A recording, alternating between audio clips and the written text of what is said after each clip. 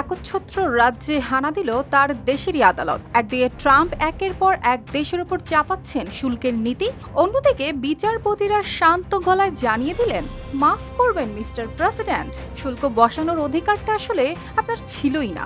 হ্যাঁ দর্শক, ওয়াশিংটন এখন যেন এক নাট্যমঞ্চ। একপাশে রাগান্বিত ট্রাম্প, আরেক পাশে হাস্যরসের ছলে খেলার নিয়ম বুঝিয়ে দিচ্ছেন বিচারপতিরা। যুক্তরাষ্ট্রের ফেডারেল সার্কিট কোর্ট জানিয়ে দিয়েছে, ডোনাল্ড ট্রাম্পের আরোপিত বৈশ্বিক শুল্ক আইন সিদ্ধ নয়। এদিকে এই রায়ের প্রভাব পড়তে পারে চীন, কানাডা ও মেক্সিকো, এমনকি বিশ্বের বহু দেশের ওপর। আদালত স্পষ্ট বলেছে, প্রেসিডেন্টের হাতে সীমাহীন শুল্ক আরোপের ক্ষমতা নেই। এই ক্ষমতা কেবল কংগ্রেসের হাতে। 7 বনাম 4 ভোটে দেওয়া রায়ে বলা হয়, ট্রাম্পের যুক্তি আইনের পরিপন্থী। আন্তর্জাতিক জরুরি অর্থনৈতিক ক্ষমতা আইন, যেটার উপর ভর করে তিনি শুল্ক বসিয়েছিলেন, সেটিতে কোথাও ট্যারিফ বা ডিউটি শব্দ নেই। আপনার প্রিয় কাপড়ের যত্নে এলো এনজাইম সমৃদ্ধ Arik silver wash detergent powder, 500 গ্রাম মাত্র 70 টাকা। প্রিমার্ক।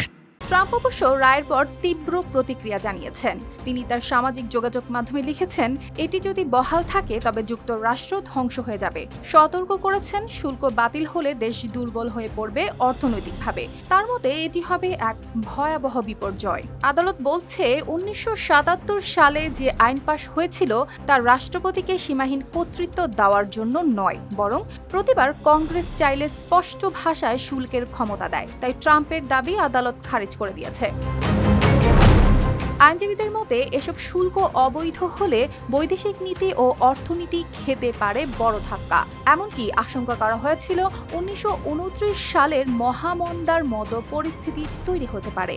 এই মামলার সূত্রপাত হয় ট্রাম্পের নির্বাহী আদেশ থেকে, যেখানে তিনি প্রায় সব দেশের উপর 10% মূল শুল্ক বসান, আরও ডজন খানেক দেশের উপর চাপান পারস্পরিক শুল্ক।